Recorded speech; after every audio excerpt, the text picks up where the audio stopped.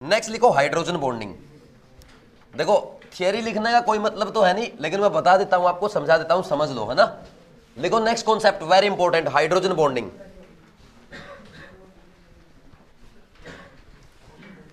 देखो hydrogen bonding होती क्या है, जब हाइड्रोजन है ना किसी इलेक्ट्रोनेगेटिव एटम से अटैच हो तो उस पे क्या होगा, जैसे फ्लोरीन से अटैच है ना, ठीक, hydrogen attach to electronegative atom, तो इस पे डेल माइनस आएगा, इस पे डेल प्लस आएगा, तो वहां पे एक पोल बन जाता है, डाइपोल बन जाता है। और जब ऐसे ऐसे डाइपोल और भी डाइपोल और भी मॉलिक्यूल हो ऐसे जब पास आते हैं ना, तो इसका नेगेटिव इसके पॉजिटिव को अट्रैक्ट करता है, और इन दोनों में जो ये force of attraction, this is called hydrogen bond, this is hydrogen bond. समझे? अब डेफिनेशन लिखवाऊं क्या इसकी? लिखवाऊं? नहीं लिखनी ना। ऐसा है, when hydrogen is attached to more electronegative atom, then a partial positive charge on hydrogen and partial negative charge on electronegative atom is developed, resulting in form of dipole. When such a number of dipole comes near to each other, there is a force of attraction. Force of attraction is developed between these dipoles, which is called hydrogen bonding. ये लिख भी रखा हुआ आपके notes में, ठीक। Hydrogen bonding कितने type की होती है? दो टाइप की होती है, एक तो इंटर, विंटर नहीं इंटर, इंट्रा, ठीक, हाँ इंटर भाई, विंटर गई, इंट्रा। इंटर में क्या होगा, विद इन मॉलिक्यूल्स, अलग अलग, sorry between molecules, sorry with in molecule नहीं, इसमें होगा विद इन मॉलिक्यूल, तो एक ही मॉलिक्यूल में, इंट्रा का मतलब एक ही मॉलिक्यूल में, और इसमें क्या होगा, बिटवीन मॉलिक्यूल्स, एक या दो, तीन, चार, पांच, छह, कितने भी हो सकते हैं, वो सेम भी हो सकते हैं, डिफरेंट भी हो सकते हैं। जैसे HF की करते हैं हम लोग, ऐसे करते कि नहीं करते, ऐसे करते हो ना। अब जरूरी नहीं आप ये करो, आप और भी कर सकते हो, जैसे ये कर लो, ये H2O है, इसकी आप किसके साथ कर लो, NH3 के साथ करवा लो,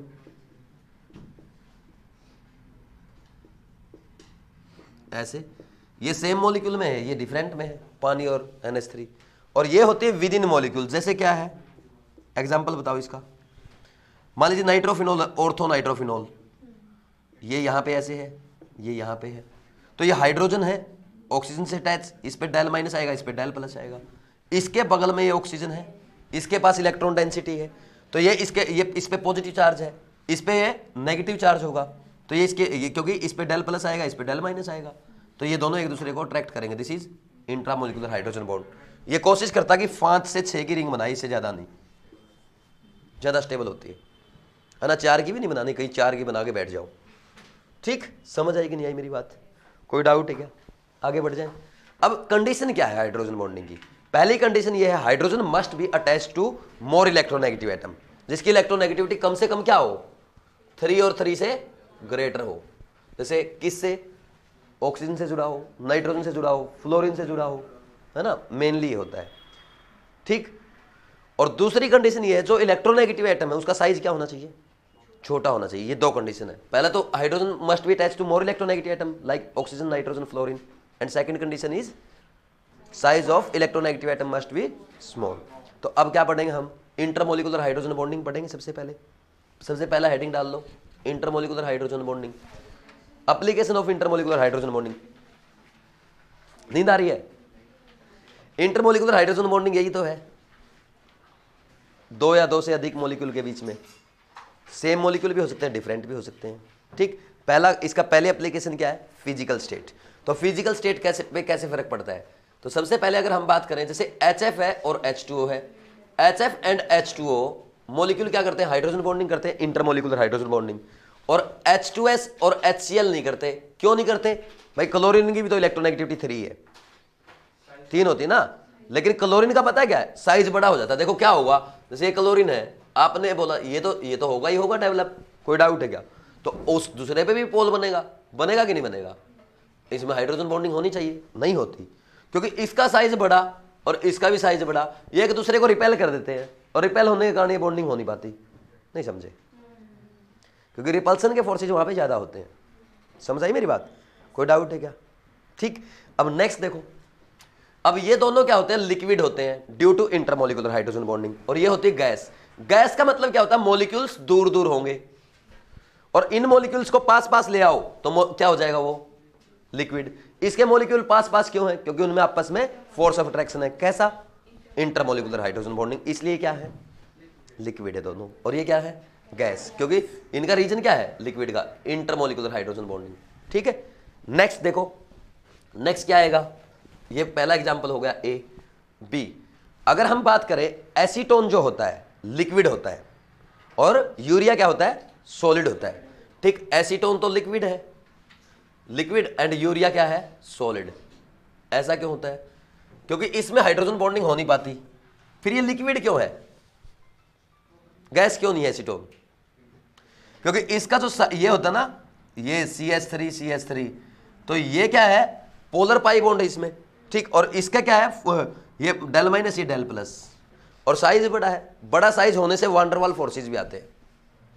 ठीक, तो ये पोलर मॉलिक्यूलर डाइपोल फोर्सेज होते हैं जिनको किसोम फोर्सेज बोलते हैं। तो उसकी वजह से क्या है? लिक्विड है, लेकिन सॉलिड नहीं है। सॉलिड कौन है? यूरिया। क्या होता है यूरिया? NH2CONH2, क्योंकि इसमें क्या होता है? हाइड्रोजन बॉन्डिंग होती है। कैसे होगी? देखो, जैसे ये CO ग्रुप है इसका, ठीक, और यहां पे लगा कौन? NH2, और एक ऐसे ही नीचे लगा हुआ। ठीक, अब देखो यहां पे एक और नेक्स्ट मॉलिक्यूल होगा इसी का, इसको हटा देता हूं। यहां पे NH, ये NH, यहां पे NH। ठीक, अब देखो ये CO पोलर बॉन्ड है, इस पे डेल माइनस आएगा, इस पे डेल प्लस आएगा। ठीक, ये नाइट्रोजन इलेक्ट्रोनेगेटिव, इस पे डेल माइनस, इस पे डेल प्लस हाइड्रोजन पे, और ये क्या कर लेंगे? हाइड्रोजन बॉन्डिंग कर लेंगे। ऐसे ये आगे आगे मॉलिक्यूल से करता चलता है। तो ये मॉलिक्यूल की हाइड्रोजन बॉन्डिंग बहुत अच्छी होती है, बहुत पास पास आ जाते हैं। समझ आ रही बात? बड़ा मॉलिक्यूल होने से भी फोर्स ऑफ अट्रैक्शन आते हैं, बढ़ते ना, van der Waals forces. Van der Waals forces are like gravitational forces, Gm1m2/r²। तो ऐसा ही समझो भाई, आप भी एक दूसरे को अट्रैक्ट करते हो, आपको पता है ना? लेकिन दिखता क्यों नहीं है? मतलब ऐसा क्यों खींचा क्यों नहीं जा रहा था उसकी तरफ? मास बहुत कम है हमारा, है ना? मास बहुत कम है ना? अर्थ अट्रैक्ट करती है अपने को, क्योंकि अर्थ का मास बहुत ज्यादा है। ठीक, हमारा भी मास बढ़ जाए तो हम भी अर्थ को अट्रैक्ट कर लेंगे। अट्रैक्ट तो हम कर रहे हैं अर्थ को, लेकिन नेग्लिजिबल है। ठीक, चलो ठीक है, ज्यादा फिजिक्स में जा रहे हैं यार। अब इधर देखो, नेक्स्ट देखो क्या हो गया? ये हो गया एक मोलिकुलर वेट का एग्जांपल। मोलिकुलर वेट करें, एसिटिक एसिड आपने सुना? अरे एसिटिक एसिड सुना है? नहीं सॉरी, मोलिकुलर वेट क्या करेंगे? डाइमर फॉर्मेशन ना, मोलिकुलर वेट में करेंगे वो। तो इससे पहले नेक्स्ट एग्जांपल सुनो, ये करता है density of ice is less than density of water. ऐसा क्यों होता है? क्योंकि आइस जो होती है, आइस में, आइस सॉलिड है, ठीक, उसमें होता क्या, ये जो मॉलिक्यूल है ना, वाटर मॉलिक्यूल, वो क्या करते हैं? ऐसे, ये जैसे ये है, ठीक, और यहां पे ये है, ये यहां पे ऐसे है, तो ये इसके साथ हाइड्रोजन बॉन्डिंग, ये बॉन्डिंग बना लेते हैं, और ये बनता है केज लाइक स्ट्रक्चर। अब देखो मॉलिक्यूल तो 4 है, और 4 मॉलिक्यूल है, तो इनके बीच में क्या हुआ? हाइड्रोजन बॉन्डिंग होगी। ये बीच में स्पेस खाली आ गया, तो स्पेस खाली आने से वॉल्यूम बढ़ जाएगी, वॉल्यूम बढ़ने से डेंसिटी कम होगी, इसलिए density of ice is less than water. ठीक, तो और ये हो गया, इसलिए देखो अब ये हो गया, और density of ice is maximum at 4 degree Celsius. किसी को डाउट है क्या? आगे बढ़े। अब नेक्स्ट देखो क्या आता है। नेक्स्ट अपना जो आता है, एक क्वेश्चन पूछा गया था एम्स में, वैसे नीट में आएगा नहीं, फिर भी बता देता हूं एक बार। जैसे उसने पूछा, जो ये आइस है, आइस में वाटर मॉलिक्यूल जो है ना, वो हाइड्रोजन बॉन्डिंग करता है, उसके नियरेस्ट और नेक्स्ट नियरेस्ट आइटम बताओ कितने होंगे। तो इसमें हाइड्रोजन बॉन्डिंग करा के देखो, देखो ये ऐसे करेगा, दूसरे मॉलिक्यूल से करेगा, ऐसे करेगा ना, और ये इधर भी करेगा, ठीक, और ये आगे करेगा ऐसे, और ये इधर ऑक्सीजन से करेगा, और ये ऑक्सीजन से करेगा। ठीक, अब देखो ये मॉलिक्यूल आप एक इसको मान लो रिजल्ट, इसका इसको ले लो आप रेफरेंस। तो इसके नियरेस्ट कौन सा है? ये नियरेस्ट है 1 1 1 1, ये नियरेस्ट है। कितने हैं? 2 तो oxygen and 2 hydrogen, total nearest कितने हुए? 4 हुए। नेक्स्ट नियरेस्ट, ये इससे नेक्स्ट नियरेस्ट होगा, इसका डिस्टेंस, इसके बाद ये है 1 नहीं 2 पे, ये 1 से ये भी 2 नंबर पे आएगा। अब इस ऑक्सीजन से ये एटम और ये एटम सेम दूरी पे होंगे ना, तो ये भी 2 पे आएगा और ये भी 2 पे आएगा। ठीक, और इससे ये दोनों सेम दूरी पे होंगे, ये भी 2 ये भी 2। कितना आया? 2 तो क्या है अपने oxygen atom and 4 hydrogen atom total कितने आए, ये क्वेश्चन पूछा था एक बार एम्स ने, है ना। अब ये क्वेश्चन जो आता है ना, अगर किसी भी एग्जाम में आता है ऐसा क्वेश्चन एकदम, तो ऐसा क्वेश्चन वही बच्चे करेंगे जो टॉप 50 में आएंगे, अपने लिए नहीं है, कोई बात नहीं, टेंशन नहीं लेनी है ना। नेक्स्ट एग्जांपल सोल्यूबिलिटी का आता है। देखो सोल्यूबिलिटी में क्या होता है, सुनो मेरी बात, वाटर के साथ हाइड्रोजन बॉन्डिंग होगी तो सोल्यूबिलिटी अच्छी होगी, उसमें बढ़िया डिजोल्व होगा। अगर बात करें अल्कोहल की, तो अल्कोहल तो हाइड्रोजन बॉन्डिंग करता है, अल्कोहल जो है ये हाइड्रोजन बॉन्डिंग करता है, लेकिन ईथर नहीं करेगा, क्योंकि ईथर के पास कहां है, हाइड्रोजन है क्या, इलेक्ट्रोनेगेटिव एटम से जुड़ा हुआ। तो ये कैसे करता है हाइड्रोजन बॉन्डिंग, इसकी हाइड्रोजन बॉन्डिंग में अगर आपको दिखाऊं, जैसे ये पानी की है, ये पानी का मॉलिक्यूल है, ये क्या करेगा, इसके ऐसे अटैक, ये करता है ऐसे, दिख रही है अल्कोहल की हाइड्रोजन बॉन्डिंग। समझ आ रही ना मेरी बात, कोई डाउट है क्या, आगे ऐसे बढ़ती चलेगी, ठीक है भाई, समझ आई कि नहीं आई। अब देखो अगर बात की जाए सोल्यूबिलिटी की, तो सोल्यूबिलिटी में मैंने आपको देखो दो तीन चीजें, एक तो मिथेनॉल लिखा, एक लिखा मैंने इथेनॉल C2H5OH, ठीक, और एक लिखा मैंने डाइमिथाइल ईथर। बताओ भाई सबसे बढ़िया हाइड्रोजन बॉन्डिंग किसकी होगी, है मिथेनॉल की क्यों होगी भाई, ये दोनों अल्कोहल है, दोनों हाइड्रोजन बॉन्डिंग करेंगे नो डाउट, इसकी तो कम होगी। अब देखो इसमें क्या होता है, ये R साइज अगर बड़ा हो जाए ना, तो ये क्या करेगा, बराबर वाले मॉलिक्यूल को रिपेल करना शुरू कर देगा, और रिपल्सन होगा तो हाइड्रोजन बॉन्डिंग कोई ऐसा थोड़ा बहुत मजबूत फोर्स है, टूट जाएगा, वीक फोर्स है, जस्ट फोर्स ऑफ अट्रैक्शन, है ना। नेक्स्ट करें, मान लीजिए कहीं पे ऐसा आ जाए, ये CH3OH है, ठीक है, ये आ गया CH2OH आ गया, और CH2OH आ गया, और ये आ गया CH2OH, CHOH और CH2OH। सबसे ज्यादा सोल्यूबल कौन होगा, थर्ड वाला। क्यों, क्योंकि उसमें क्या है भाई, ज्यादा हाइड्रोजन बॉन्डिंग करने की साइट है ना, नंबर ऑफ साइट्स ज्यादा हाइड्रोजन बॉन्डिंग करने के लिए, इसमें एक ही साइट, इसमें दो साइट, उसमें तीन साइट, तो जैसे ही नंबर ऑफ हाइड्रोजन बॉन्डिंग की साइट बढ़ेगी सोल्यूबिलिटी बढ़ेगी। कोई डाउट है क्या, हो गया सोल्यूबिलिटी खत्म। नेक्स्ट है मोलिकुलर वेट। क्या नेक्स्ट एग्जांपल देखो, मोलिकुलर वेट। मोलिकुलर वेट में क्या होता है, एक एग्जांपल है मोलिकुलर वेट का, कौन सा है, एसिटिक एसिड। सुना, एसिटिक एसिड क्या करता है, डाइमर बनाता है, ठीक, तो डाइमराइज होता है सॉल्यूशंस में। ये देखो ये एसिटिक एसिड अपना, ठीक, दूसरा मॉलिक्यूल अपने पास ऐसा होता है, ये दूसरा मॉलिक्यूल है, ठीक। अब इस पे डेल माइनस, इस पे डेल प्लस आएगा, और आपको पता है डेल माइनस इस पे डेल प्लस, तो ये हाइड्रोजन बॉन्डिंग करेंगे ऐसे, और ये भी, ये बन गया डाइमर। तो मोलिकुलर वेट जो हम 60 मानते हैं एसिटिक एसिड का, 60 ना होकर के कितना लेता है, सॉल्यूशन चैप्टर में काम आएगा ये, सॉल्यूशन चैप्टर जब पढ़ेंगे तो इसका कितना लेना चाहिए, 120 लिया जाता है। ऐसे ही बेंजोइक एसिड भी करेगा, बेंजोइक एसिड भी करेगा ना, तो बेंजोइक एसिड का एक का होता है 122, और अगर आप डाइमर बनेगा, डाइमर का कितना होगा 244। ऐसे पूछ सकता है आपसे, कर सकते को नहीं कर सकते, ठीक है। मोलिकुलर वेट के बाद कौन सा आता है,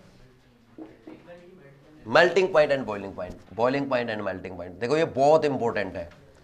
जैसे हम बात करें HF, HCl, HBr और HI, यहां पे अगर हम बात करते हैं HI का सबसे ज्यादा होता है वंडर वाल फोर्सेज होते हैं।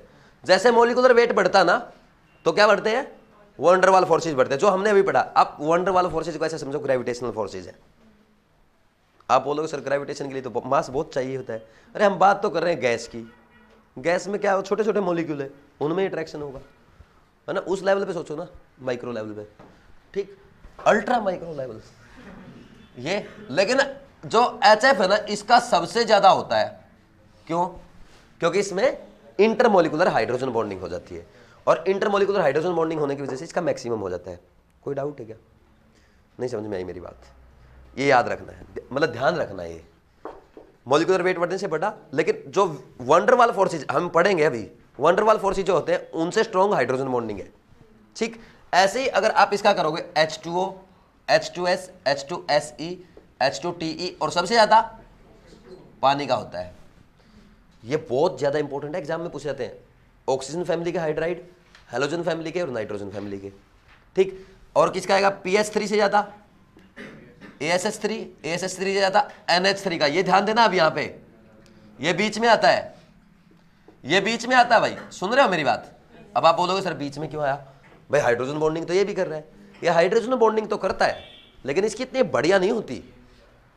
जैसे H2O और HF बहुत अच्छी हाइड्रोजन बॉन्डिंग करते हैं। H2O में और HF में हाइड्रोजन बॉन्डिंग ज्यादा किस में हो रही है? HF में ना, ज्यादा किस में हो रही है? H2O में। अगर आपसे ये पूछा जाए ना HF और H2O में, ये HF और F और H के बीच हाइड्रोजन बॉन्ड है, और ये है आपका H, नहीं ऐसे नहीं, ऐसे लिखते हैं इसको भाई, ये हाइड्रोजन है, बॉन्ड है H और F के बीच में, एक है H और O के बीच में, एक है H और N के बीच में। बताओ कौन सबसे स्ट्रॉन्ग होगा? कोई डाउट है क्या? ये आएगा ऑर्डर। समझ आ रही मेरी बात? इसके बाद नेक्स्ट क्या आता है? अगर हम नेक्स्ट बात करें, सुनो अब, H2O में और HF में बॉइलिंग पॉइंट ज्यादा किसका होगा? H2O का होगा। आप बोलोगे सर ये यहाँ पे आपने बताया कि HF बॉन्ड स्ट्रॉन्ग है, तो HF का होना चाहिए, आप अब H2O का बता रहे हो, क्योंकि इसमें ना नंबर ऑफ H बॉन्ड ज्यादा है। क्या है? नंबर ऑफ H बॉन्ड ज्यादा है, सबसे कम NH3 का, और इससे भी ज्यादा किसका होता है? इंपॉर्टेंट है। कोई डाउट है क्या किसी को? तो ये ध्यान रखना अपने को, बस इनमें से ही आता है क्वेश्चन, जब भी आता है यही इन्हीं लाइन में से डायरेक्ट कर लोगे। ऐसा बोल दिया क्या? सर को बोल दिया? अरे ठीक है भाई, अब देखना मेरी बात सुनो, ये जो है हाइड्रोजन बॉन्डिंग हम कर रहे हैं, ये बॉइलिंग पॉइंट का ऑर्डर देखा हमने सबका, क्या देखा है? बॉइलिंग पॉइंट देख रहे ना? ठीक, अगर मेल्टिंग पॉइंट की बात की जाए, ओनली हैलोजन फैमिली का हाइड्राइड का याद रखना है, HCl से ज्यादा HBr का, और HBr से ज्यादा HF का, और इससे भी ज्यादा HI का, ये याद रख सकते हो मेल्टिंग पॉइंट। वैसे मेनली यही पूछे जाते हैं बॉइलिंग पॉइंट, लेकिन ये ऑर्डर भी आपको याद रखना है, कंफ्यूज मत करना उसमें। ठीक है भाई, हो गया अपना इंटरमोलिकुलर हाइड्रोजन बॉन्डिंग। कोई और एग्जांपल नहीं है? अब नेक्स्ट देखो, ये बॉइलिंग पॉइंट मेल्टिंग पॉइंट हो गया। नेक्स्ट टॉपिक आता है वेपर प्रेशर। वेपर प्रेशर पता क्या होता है? वेपर्स बनना। जैसे ये पानी है, मैं इसको गर्म करूं तो गर्म करूंगा तो पानी उड़ना स्टार्ट हो जाएगा, इसकी वेपर्स बनेंगी। ठीक, वेपर्स किसकी बनेंगी? मान लीजिए इसके मॉलिक्यूल में बहुत ज्यादा फोर्स ऑफ अट्रैक्शन हो, लाइक हाइड्रोजन बॉन्डिंग है, ये मॉलिक्यूल एक दूसरे को अट्रैक्ट कर रहे हैं, तो वो मॉलिक्यूल वेपर में नहीं जाना चाहेंगे, तो वेपर प्रेशर क्या रहेगा?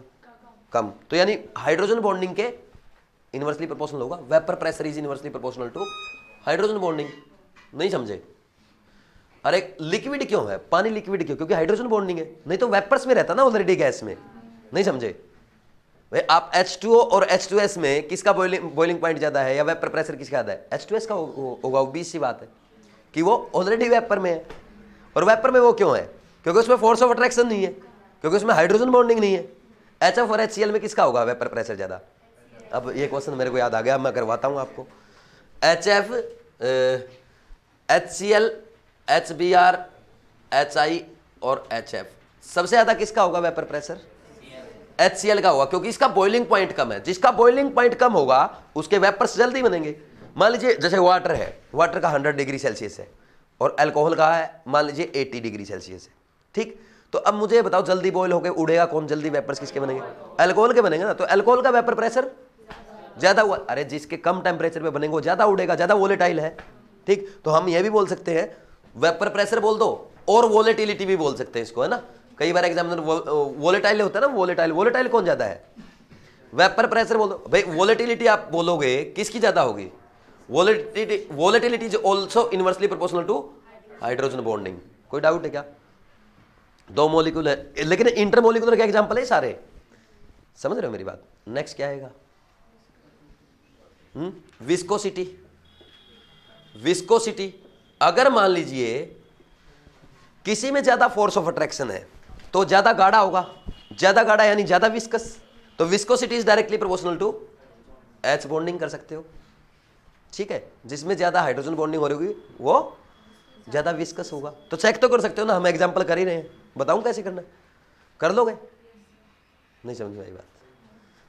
ठीक, नेक्स्ट करते हैं। एक आता है सरफेस टेंशन। सरफेस टेंशन, अब सरफेस पे टेंशन। अब वो मॉलिक्यूल सरफेस पे एक्चुअल में क्या होता है, सरफेस के मॉलिक्यूल एक दूसरे को ऐसे अट्रैक्ट करके रहते हैं, वो उनके ऐसे होती है ना टेंशन, वो एक दूसरे में उलझे हुए। अब इनमें जितना फोर्स ऑफ अट्रैक्शन होगा सरफेस टेंशन उतनी बढ़िया होगी, और फोर्स ऑफ अट्रैक्शन जिसमें हाइड्रोजन बॉन्डिंग ज्यादा उसका फोर्स ऑफ अट्रैक्शन ज्यादा, तो surface tension is also directly proportional to hydrogen bonding, है ना। एक क्वेश्चन पूछूं, फिजिक्स का पूछ लूं, मुझे ये बताओ, जैसे ही हम पानी में केरोसिन डालते हैं मच्छर मर जाते हैं, केरोसिन पी जाते हैं, और केरोसिन क्या करता है, वाटर का सरफेस टेंशन कम करता है, और मच्छर जैसे ही आगे बैठता है वो सीधा डूब जाता है उसमें। क्योंकि मच्छर पानी पे क्यों बैठता है, क्योंकि पानी की जो सरफेस टेंशन है ना वहां पे आके, अगर मान लीजिए पानी पे आप इस तरह से खड़े हो जाओ, उसकी सरफेस टेंशन ना टूटे, और आप उसके ऊपर खड़े हो जाओ, आप डूबोगे नहीं, ऊपर खड़े हो सकते हो।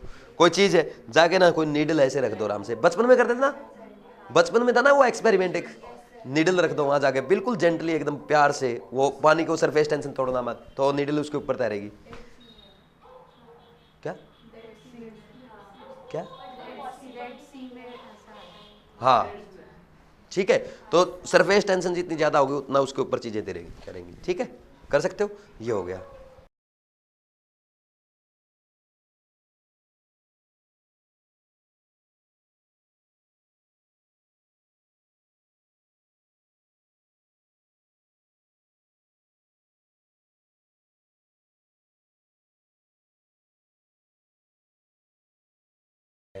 नेक्स्ट लिखो, HF combines with KF due to intermolecular hydrogen bonding. HF क्या होता है, HF KF के साथ रिएक्शन करता है और क्या देता है KHF2। इसमें एक्चुअल में क्या होता है, K पे तो प्लस है और HF2 माइनस है, ठीक। ये कैसे एग्जिस्ट करता है HF2, ये ऐसे एग्जिस्ट करता है, देखो कुछ गलत कर दिया, सही है। यहां पे ये इसके बगल में जो F माइनस है ना, इसमें हाइड्रोजन बॉन्डिंग हो जाती है ऐसे, ठीक है। लेकिन आप ऐसे करो HCl प्लस KCl, ये नहीं करेगा, ऐसा नहीं बनेगा, ठीक है। HBr KBr नहीं बनेगा, HI KI नहीं करेगा, ठीक, ये होता है। और इंटरमोलिकुलर हाइड्रोजन बॉन्डिंग होती है जो बायोमोलिक्यूल्स में ही प्रेजेंट होती है। कौन से बायोमोलिक्यूल, प्रोटीन है, ग्लूकोज है, फ्रक्टोज है, और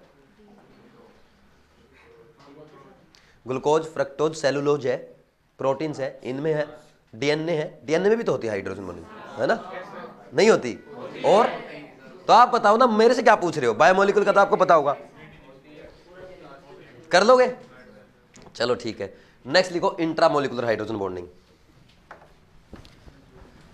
इंट्रामोलिकुलर हाइड्रोजन बॉन्डिंग, इंट्रामोलिकुलर होती है विद इन ए मॉलिक्यूल, क्या होगी, विद इन ए मॉलिक्यूल होती है। इसमें कंडीशन क्या होती है, देखो इसकी कंडीशन मैं आपको बताता हूं। जैसे एक एग्जांपल ले लेते हैं हम पहले ही, ऑर्थोनाइट्रोफिनॉल वाला, ये है। इसमें क्या, hydrogen must be attach to more electronegative atom like oxygen nitrogen fluorine, इस पे माइनस इस पे प्लस आएगा। और जो दूसरा पार्ट होता है, इसको फर्स्ट पार्ट बोलेंगे, दूसरा पार्ट ये है जिससे हाइड्रोजन बॉन्डिंग कर रहा है, तो दूसरे पार्ट में more electronegative atom must be attach to less electronegative atom, ताकि उस पर पार्शियल नेगेटिव चार्ज आ सके। तो इसमें इन दोनों में फोर्स ऑफ अट्रैक्शन हो जाएगा, this is hydrogen bonding. Ring कितने की बननी चाहिए, 5 to 6, कोई डाउट है क्या। ये इंट्रामोलिकुलर हाइड्रोजन बॉन्डिंग है, एक ही मॉलिक्यूल के अंदर हो रही है, ठीक है। आगे बढ़े, चलो सबसे पहला क्वेश्चन लिखो। सबसे पहला एग्जांपल क्या है, application of intramolecular hydrogen bonding. पहला एग्जांपल क्या है, सबसे पहला एग्जांपल बोलो, ऑर्थो हाइड्रोक्सी क्या है,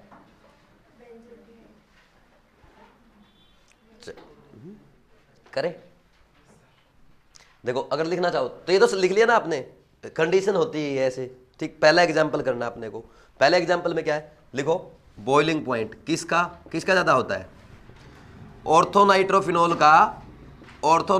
का जो बॉइलिंग पॉइंट होता है ना इज लेस देन पैरानाइट्रोफिनॉल। क्यों पता है, क्योंकि इसमें होती है इंटरमोलिकुलर हाइड्रोजन बॉन्डिंग, और इसमें होती है इंट्रा, ठीक। इस कॉन्सेप्ट को बड़े ध्यान से समझना, बहुत मजा आएगा, सुनना मेरी बात। मुझे एक बात बताओ, सबसे पहले आप, इंटरमोलिकुलर हाइड्रोजन बॉन्डिंग ज्यादा इफेक्टिव है या इंटरमोलिकुलर होगी ना भाई, इंटरमोलिकुलर में ज्यादा स्ट्रॉन्ग फोर्सेज होंगे। अब सुनो, ये इसमें क्या हो रहा है एक्चुअल में, इसमें ये ऊपर लिखा हुआ है ऑर्थोनाइट्रोफिनॉल, यही तो है एग्जांपल जो ऊपर लिखा हुआ है, ये हाइड्रोजन बॉन्डिंग है। और इस केस में क्या हो रहा है, यहां पे पैरानाइट्रोफिनॉल ऐसे होगा, ये OH, और यहां पे क्या लगा हुआ, NO2, ठीक। और यहां पे आगे दूसरा मॉलिक्यूल होगा, ये दूसरा मॉलिक्यूल है कि नहीं है? अरे थोड़ा और दूर बनाते हैं,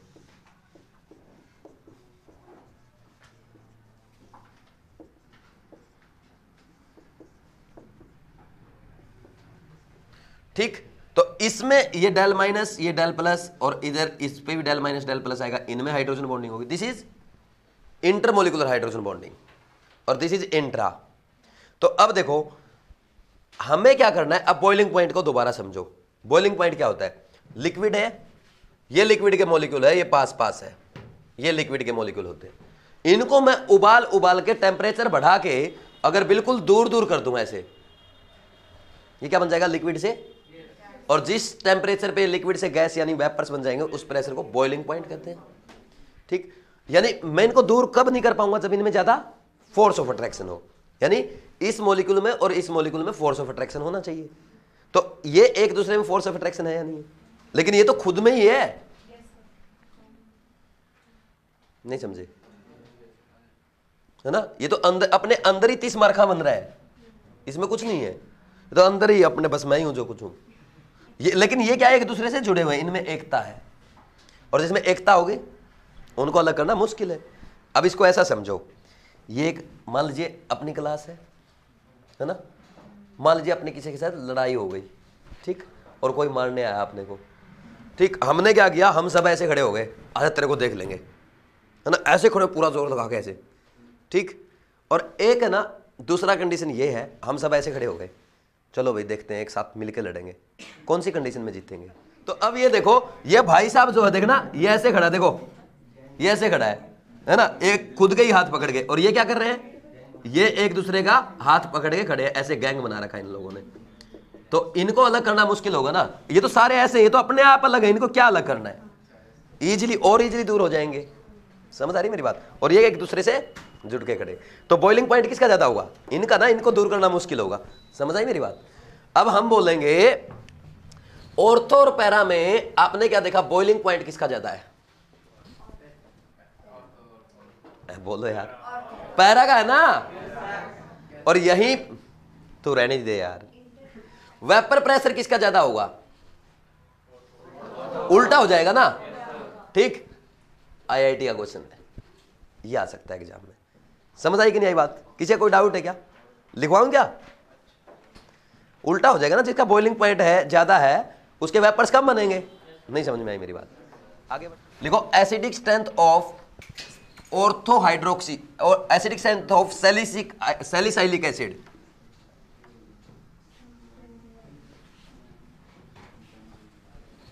सैलिसाइलिक एसिड और ऑर्थो हाइड्रोक्सी बेंजोइक एसिड बोलते हैं इसको, ये होता है सैलिसाइलिक एसिड। सुना आपने? Acidic strength of acidic strength of salicylic acid और ऑर्थो हाइड्रोक्सी बेंजोइक एसिड, ये ऑर्थो हाइड्रोक्सी बेंजोइक एसिड है ना, is more than it's Meta and para isomer, its meta and para isomer because its conjugate anion is stabilized by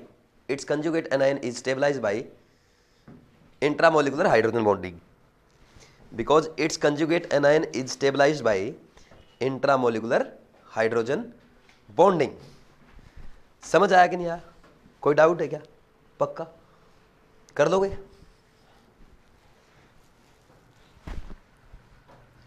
देखो क्या होता है, इसका anion बना के देख लो, इसका एनायन ऐसे बनेगा, ये गया H प्लस और ये OH, तो इसके कारण यहां पे हाइड्रोजन बॉन्डिंग होगी कि नहीं होगी? और हाइड्रोजन बॉन्डिंग के कारण ये एनायन जो बन रहा है, कौन सी हाइड्रोजन बॉन्डिंग हो रही है? इंट्रा हाइड्रोजन बॉन्डिंग, ठीक। स्टेबिलिटी ऑफ एनायन क्या हो रही है? एनायन स्टेबल हो रहा ना भाई हाइड्रोजन बॉन्डिंग के कारण। और एसिडिक स्ट्रेंथ, कोई डाउट है क्या? कर सकते हो, लिखो फिर।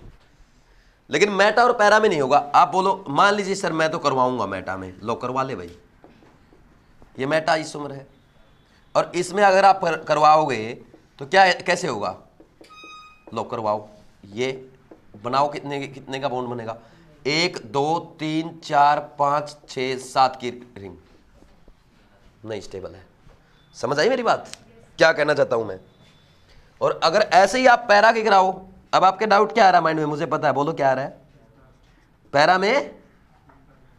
पैरा में क्या होगी, इंटरमोलिकुलर होगी, ज्यादा स्टेबल हो जाएगा ना। ये बहुत बड़ा डाउट है। जब भी हम एसिडिक स्ट्रेंथ चेक करते हैं एक मॉलिक्यूल की चेक करते हैं। समझ आई बात भाई, एक मॉलिक्यूल एक H+ दे रहा है, इसने एक H+ दिया, ये मॉलिक्यूल था, इसकी चेक कर रहे हैं। तो इंटर का तो सवाल ही नहीं है ना एक मॉलिक्यूल में, इंटर तो 2 या 2 से अधिक मॉलिक्यूल में होगी भाई, 2 और मोर देन 2 में होगी ना, एक में हो ही नहीं सकती है। नहीं समझ आई मेरी बात। तो कभी भी एसिडिक स्ट्रेंथ का क्वेश्चन में अगर इंटरमोलिकुलर हाइड्रोजन बॉन्डिंग रीजन दे रखा तो हमेशा रॉन्ग होगा, क्योंकि इंटरमोलिकुलर होती है एक से मतलब 2 या 2 से अधिक में। लेकिन हम जब एसिडिक स्ट्रेंथ चेक करते हैं एक मॉलिक्यूल की चेक करते हैं। समझ आई बात। कुछ लोग ऐसा बोल देते हैं, बोला HF कम एसिडिक है HI से, रीजन क्या देते हैं, बोला इसमें इंटरमोलिकुलर हाइड्रोजन बॉन्डिंग हो रही है, इसका H+ निकल रहा है, ये रीजन है। रॉन्ग है, क्योंकि हाइड्रोजन बॉन्डिंग की बात ही नहीं होगी ना इंटरमोलिकुलर की। जब एक मॉलिक्यूल होगा तो किससे हाइड्रोजन बॉन्डिंग करेगा, इंटरमोलिकुलर। तो इंटरमोलिकुलर डिफाइन ही नहीं है वहां पे। नहीं समझ में आई, बहुत इंपॉर्टेंट पॉइंट था ये, समझे। और एग्जांपल करें, ये समझ में आ गया सबको, कोई डाउट है किसी को। नेक्स्ट लिखो मैलिक एसिड। मैलिक एसिड होता है cis butene dioic acid, is more acidic then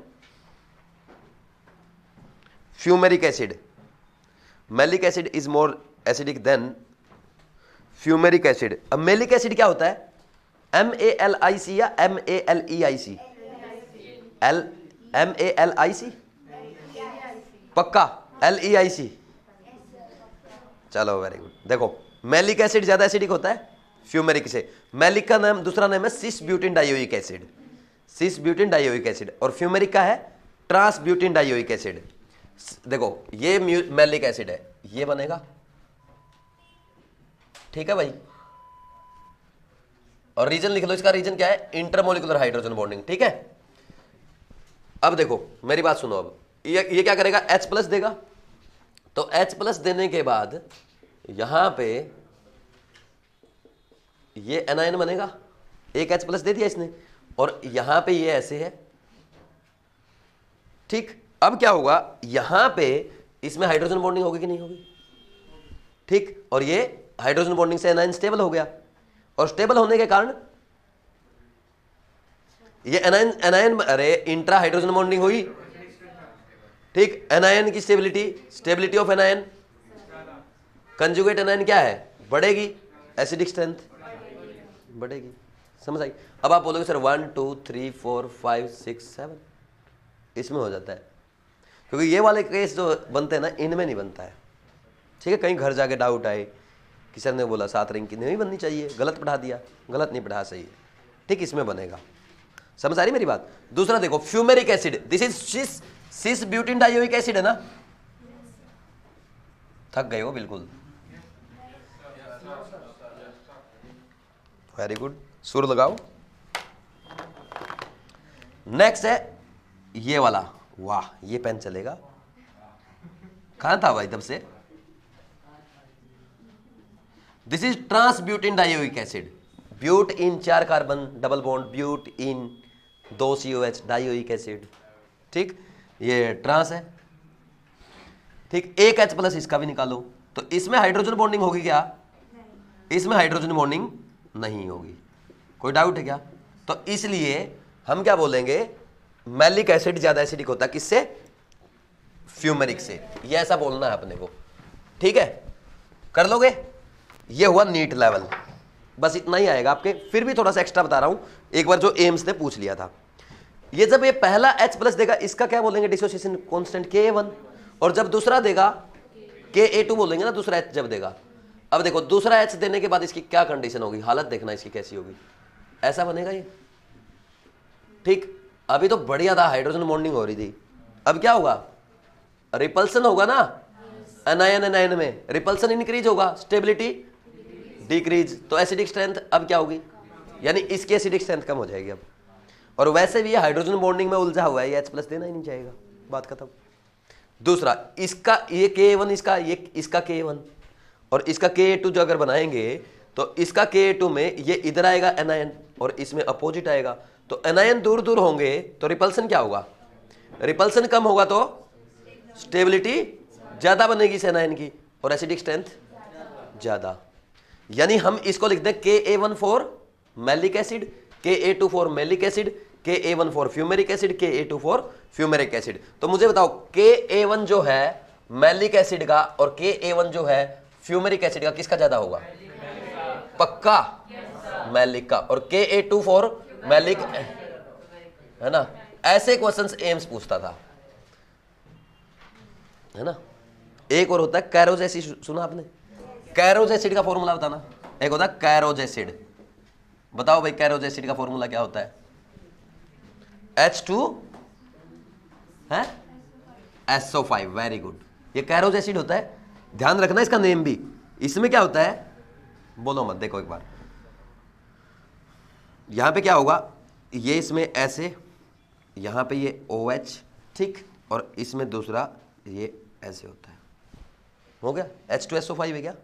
जब ये H+ देता है तो इसका ये ऐसा स्ट्रक्चर बनता है, ये O- और ये O और यहाँ पे H और यहाँ पे हो जाती है हाइड्रोजन बॉन्डिंग, स्टेबल हो जाता है, और स्टेबल हो गया हाइड्रोजन बॉन्डिंग से एनायन तो एसिडिक स्ट्रेंथ ज़्यादा होगी, ये इसके लिए Ka1 है।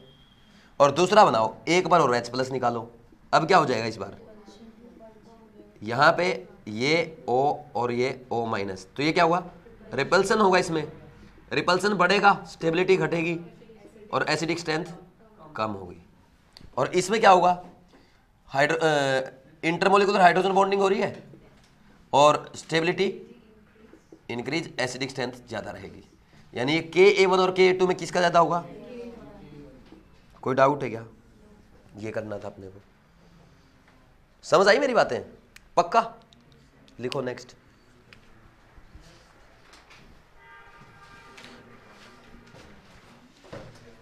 ठीक है, कैरोज एसिड में हाइड्रोजन बॉन्डिंग होती है।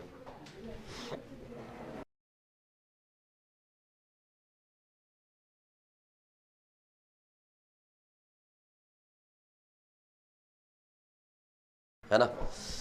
नेक्स्ट लिखो स्टेबिलिटी, लिखो stability of chloral hydrate, stability of chloral hydrate, stability of chloral hydrate is more due to, stability of chloral hydrate is more due to intramolecular hydrogen bonding, बहुत important है। देखो होता क्या है क्लोरल हाइड्रेट, सुना आपने, ये होता है CCl3CHO.H2O, या इसको ऐसे भी दिखा देते हैं, देखो CCl3CHOH ट्वाइस। अब देखो ऑर्गेनिक का एक रूल है, हम ऑर्गेनिक में एक चीज पढ़ेंगे, देखना एक बार इधर, ये 3 क्लोरीन तो इस कार्बन के लगे हैं और ये OH यहाँ पे और इसके यहाँ पे OH और ये H, ऐसे दिखाएंगे ना इसको, सही है क्या। अब देखो होता क्या है, जब भी एक हम ऑर्गेनिक में पढ़ते हैं एक ही कार्बन पे 2 OH आ जाए तो पानी निकाल देते हैं वहां से, तो ये 2 OH आ रहे, पानी निकाल दो, लेकिन नहीं निकालते, क्यों, क्योंकि यहाँ पे ये हाइड्रोजन बॉन्डिंग कर देता है, इस पे डेल-, इस पे डेल+, और यहाँ पे कार्बन पे डेल+ और क्लोरीन पे डेल-, तो इसलिए ये ऐसे हाइड्रोजन बॉन्डिंग कर जाता है यहाँ भी। तो कितने की चेन बन रही है, 5 की चेन बन रही है, ठीक, इंटरमोलिकुलर हाइड्रोजन बॉन्डिंग से, ठीक। अब सुनो मेरी बात, अब हमें लास्ट रिवीजन, हमें कैसे अप्लाई करना है केमिस्ट्री में, अपने क्वेश्चन में कैसे पता चलेगा हाइड्रोजन बॉन्डिंग का क्वेश्चन है, मेन चीज ये होती है। टॉपिक अपने को आते हैं, अपने को ये नहीं पता चलता कौन सा कॉन्सेप्ट कहाँ पे लगाना है। मान लीजिए किसी क्वेश्चन में आपको surface tension, melting point, boiling point, viscosity, vapour pressure और ये बातें अगर कंपेयर की गई है, सोल्यूबिलिटी है ना, सरफेस टेंशन है, ये कंपेयर किया गया, तो एक बार हाइड्रोजन बॉन्डिंग जरूर देखना उसमें कहीं हो तो नहीं रही है। तो देखो जैसे सोल्यूबिलिटी है, सोल्यूबिलिटी किससे बढ़ेगी, इंट्रा से या इंटर से, इंटर से। सरफेस टेंशन किससे बढ़ेगी, इंटर। और विस्कोसिटी किससे बढ़ेगी, पक्का। बॉइलिंग पॉइंट किससे बढ़ेगा, मेल्टिंग पॉइंट किससे बढ़ेगा, समझ आ रही बात। और कुछ बचा गया इसमें, अगर ये केसेस अपने बन रहे हैं तो अगर किसी में इंटर ज्यादा हो रही है तो इंटर वाला इंट्रा से ज्यादा स्टेबल, ज्यादा वो प्रॉपर्टी होगी उसकी, चाहे सोल्युबिलिटी, चाहे सरफेस टेंशन, चाहे विस्कोसिटी, चाहे बॉइलिंग पॉइंट, चाहे मेल्टिंग पॉइंट। अब बॉइलिंग पॉइंट जो होता है उसका वेपर प्रेशर क्या होता है, उल्टा। वोलेटिलिटी क्या होती है, उल्टी होगी ना, वोलेटाइल ज्यादा कौन है, तो वेपर प्रेशर और वोलेटिलिटी उल्टा है, तो इंटर का ज्यादा है इंट्रा का, इसमें कोई डाउट है क्या? जैसे हमने भी देखा था ना नाइट्रोफिनॉल वाला, ऑर्थो नाइट्रोफिनॉल का क्या था, बॉइलिंग पॉइंट कम था लेकिन वेपर प्रेशर ज्यादा था। IIT 2007 में पूछा गया था, एज इट इज आ सकता है। कोई डाउट है क्या किसी को? इतना काफी फिर आज के लिए, थक गई। ठीक है, कल पढ़ेंगे बाकी। वंडरवाल फोर्सेज बचा है थोड़ा सा, फिर ionic bond, lattice energy, Fajans rule, solubility और थर्मल स्टेबिलिटी, थर्मल डिकम्पोजिशन, है ना, बहुत इंपॉर्टेंट है। कल का भी चैप्टर, वहां से क्वेश्चन आते हैं। ठीक है भाई, थैंक यू।